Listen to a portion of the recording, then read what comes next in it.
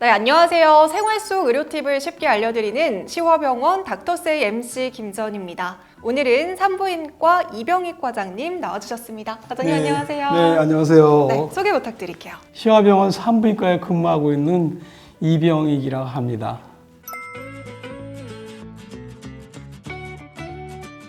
여성들의 복부 비만, 꺼진 불 다시 보듯이 의심해야 된다라는 말을 들은 적이 있는데 사실인가요?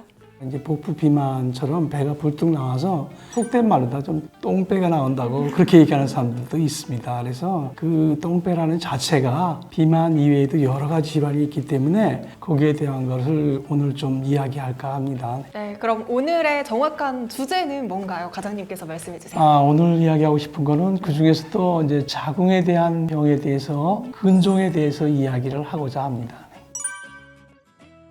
네, 사실 저도 여자이기 때문에 이 자궁 근종에 대해서 들어본 적은 있는데 정확하게 이게 어떤 질병인지는 잘 모르겠거든요. 어떤 질병인가요?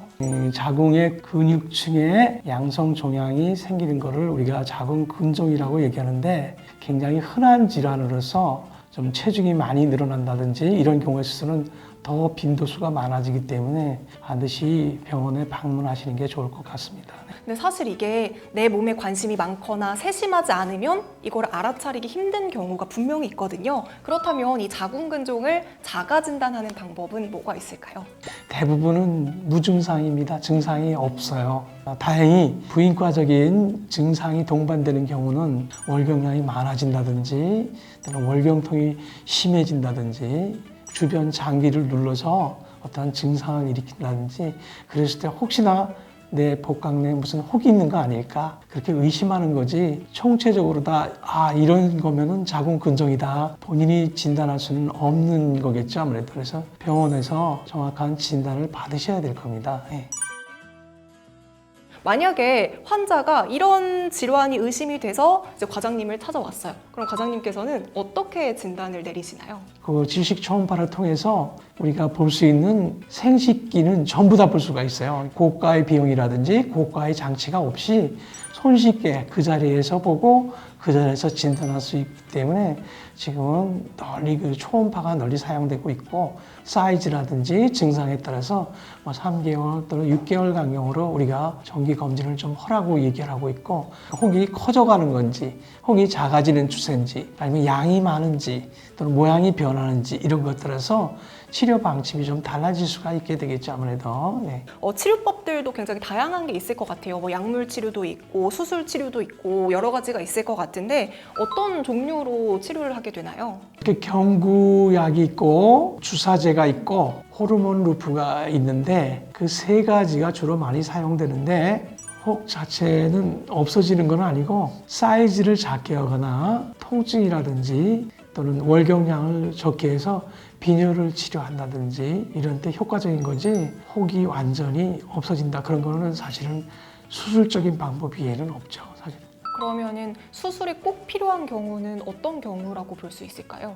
사이즈가 큰 경우 보통 한 5cm 전후를 가지고 이야기하는데 그 외부 기관에 어떠한 압박 증상을 주는 거 방광에 소변을 자주 보게 한다든지 직장을 눌러서 변비를 오게 한다든지 월경통이 너무 심해서 약으로 조절이 안 된다든지 이런 경우 치료했을 때도 불구하고 계속 듣지 않는 경우는 수술적으로 가게 되겠고요. 그렇다면 수술의 종류와 방법은 어떻게 되는지도 궁금합니다. 주로 이제 개복 수술이냐 또는 이제 복강경 수술이냐 이렇게 크게 둘로 나눌 수 있고 혹만 캐내는 경우도 있고 아니면 자궁 전체를 드러내는 경우도 있고 자궁 경부는 남겨놓고 상부만 치는 이런 방법이 있는데 의사 선생님들의 술기라든지 경험도라든지 또 선호도에 따라서 달라질 수가 있게 되겠습니다.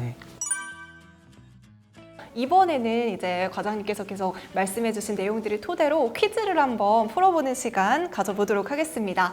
자, 첫 번째 자궁근종 네모 퀴즈는 바로 이겁니다. 자궁근종이 있어도 네모 가능하다.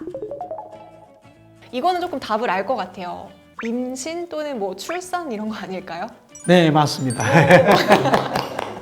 아무래도 임신이라는 것 자체는 착상되는 부위가 자궁 내막이 있는 부위에 착상이 되기 때문에 자궁 내막하고 거리가 좀 먼 경우, 혹이 있는 경우는 임신하고는 별 차이가 없게 되겠죠. 자궁근종 네모 퀴즈 이어가 보도록 하겠습니다. 자궁근종 네모 끝난 게 아니다.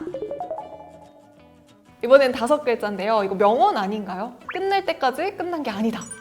네. 자궁근종이 사실은 생명을 위협할 정도의 질환은 아니기 때문에 소홀히 할 수도 있겠지만 이거는 사실 추적 조사는 계속 해가는 게 도움이 될 거라고 생각이 됩니다.